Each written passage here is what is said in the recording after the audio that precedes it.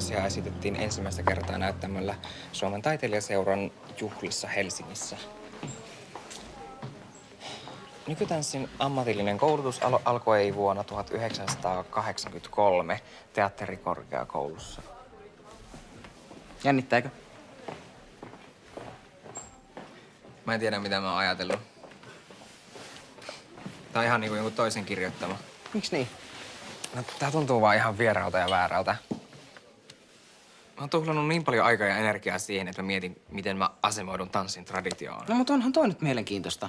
Mä nyt valitsin vaan semmoisen historiallisen perspektiivin, koska mä tiesin, että isä tykkäisi siitä. Ja sit mä avaan jotain tanssin teknistä liikekieltä. Eihän tässä ole mitään järkeä.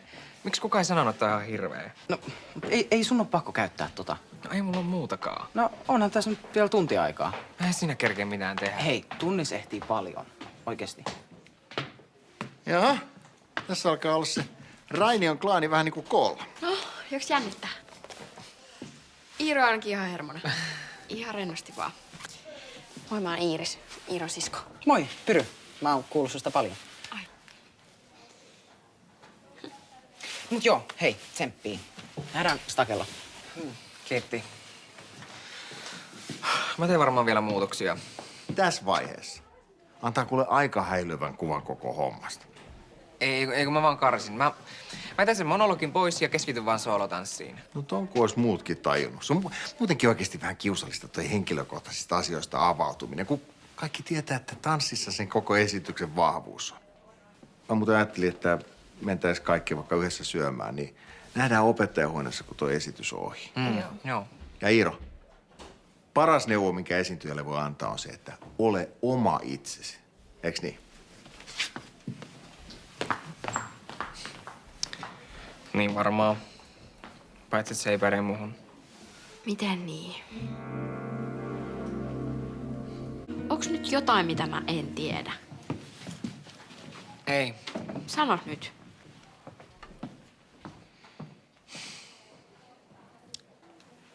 No, jotenkin tuntuu, että mä olisin niinku väärin. Miten väärin? No, että isä ei hyväksyisi mua. Totta kai se hyväksyy. Sä oot sen poika. No ei aina tunnu siltä. Mut ethän sä voit tätä ymmärtää, kun sä oot tollanen unelmatytär. Joo, no mut on mullakin ollut omat matsit iskän kanssa. Missä välissä mukaan? No se ei ole esimerkiksi tykännyt yhdestäkään mun poikaystävästä. Niin, mut se ei oo inhonnut sua. Se lopetti mun kuukausirahat, kun mä aloin seurustelee Tomin kanssa. Eikä se puhunut mulle varmaan johonkin kuukauteen. Oikeesti? Ja se oli tosi pettynyt siitä, että mä en päässyt suoraan lukiosta yliopistoon. Ja silloin, kun mä ostin sen osuuden turbiinista, niin se oli iskän mielestä ihan kauheata. Kunnon kapinallinen.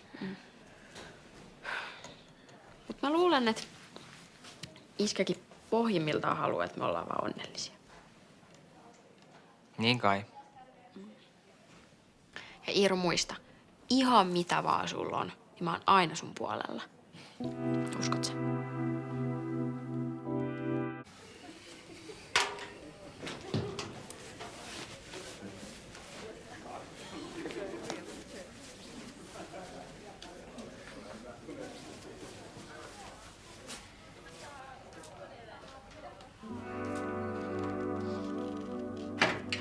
Noniin, viimeinen pari unista ulos. Teitä odotetaan jo.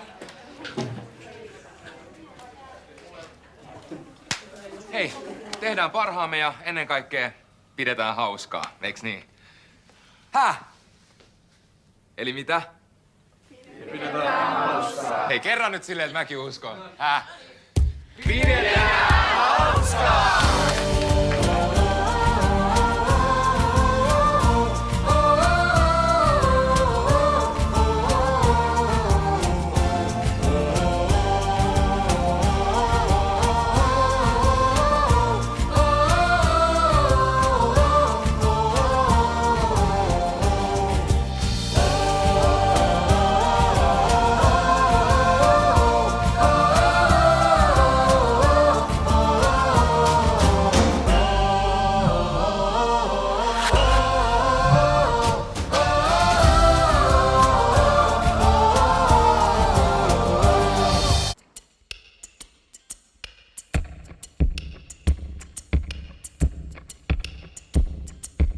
Moi, mä oon Kaisla. Kun me muutettiin tänne, niin mä olin varma, että taidelukio on mulle ihan väärä paikka.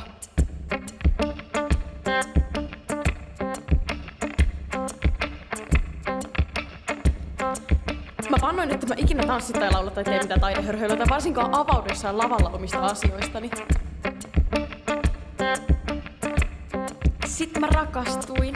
Shubidua padaba shubidua padaba shubidua padaba shubidua padaba shubidua padaba shubidua padaba shubidua padaba shubidua padaba shubidua padaba shubidua. Sitten me erottiin.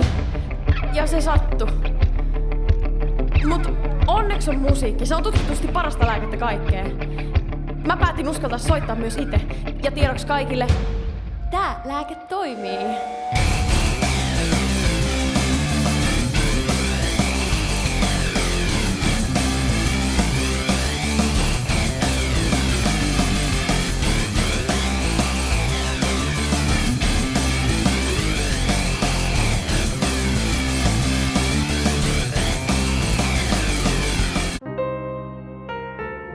Taas kuuntelen sun unelmia, niitä joissa joutsenet ei jäädy kiinni jaloistaan. Näit silmissäs neidon, jonka helmoissa hulmuaa kevät ja rakkaus. Mut uskot väärin satuihin, nää joutsenet jää kiinni vain mun lauluihin. Sä haluut jakaa puolet, kantaa huolet, olla sankari, löytää laastarin. Hei Bruno, sä ottaisit granaatin, Laura torppais kolariautonkin. Mikset vain istuis siinä hetken, antaisit päättyä tän retken, jätä se lauluihin. Sä voit tehdä niin, mut tää tapahtuu mulle, ei sulle. Sä uskot kirjoihin, eläviin ja sanot näkemiin, mutta mulle, valitulle, näkemiin on vaihtunut hyvästi.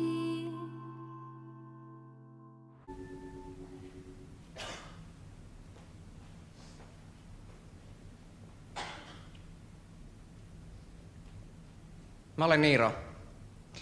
Mun piti tänään kertoa teille, kuinka tanssi on vaikuttanut mun elämään. Mut sitten mä tajusin, että miksi puhua siitä, kun mä voisin näyttää sen paremmin tanssimalla.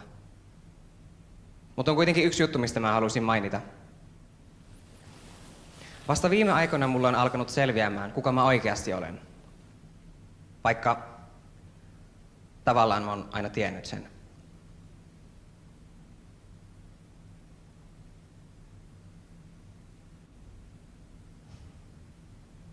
Mä en pystynyt myöntämään edes itselleni, että mä olen erilainen.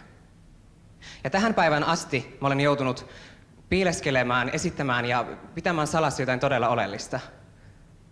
Kummallista on, että mä olen kuvitellut, että mä loukkaan muita, jos mä näyttäydyn todellisena itsenäni. Vaikka oikeasti mä olen enemmän loukannut esittämällä jotain, mitä mä en ole. Ja siitä tää tanssi kertoo.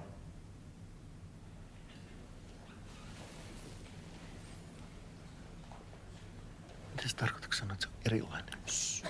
Miten niin erilainen? Kato nyt tätä.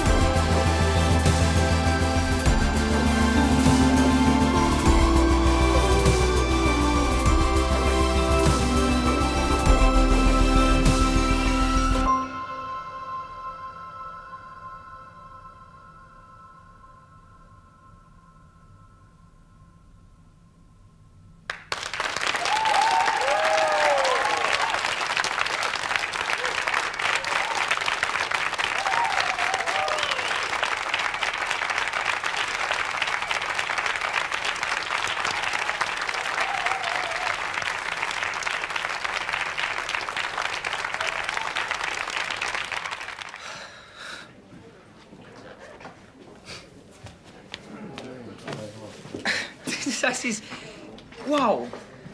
Oikeesti, wow, Iiro. Sä oot tosi rohkea. No en mä tiedä. Kai sä oot tulossa Karankkaan. En mä ehtinyt vielä miettiä niin pitkälle. Nyt ne ei totta kai tuut. No ensin mun pitää ainakin käydä isän ja siskon kanssa syömässä. Siitä voi tulla aika mielenkiintoista. No, mut muista, että sun isä kuitenkin näki, miten huikea sä olit kaikkien mielestä. No, toivottavasti nähdään sitten ilmalla.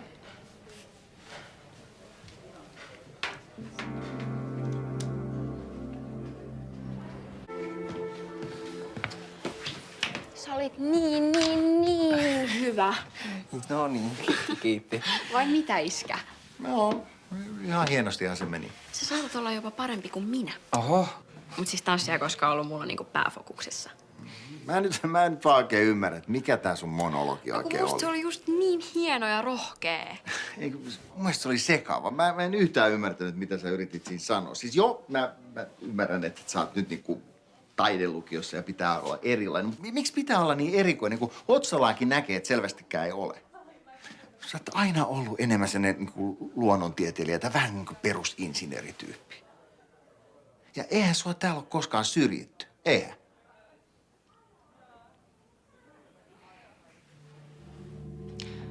Ihan selkosuomelle käännettynä se mun monologin ydin menee about näin.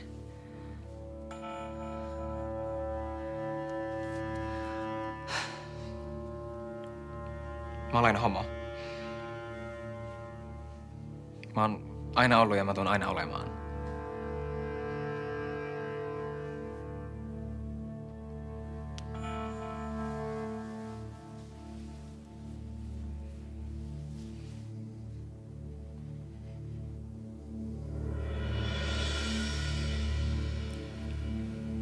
Jos näin on, niin mulla ei ole sitten enää poikaa.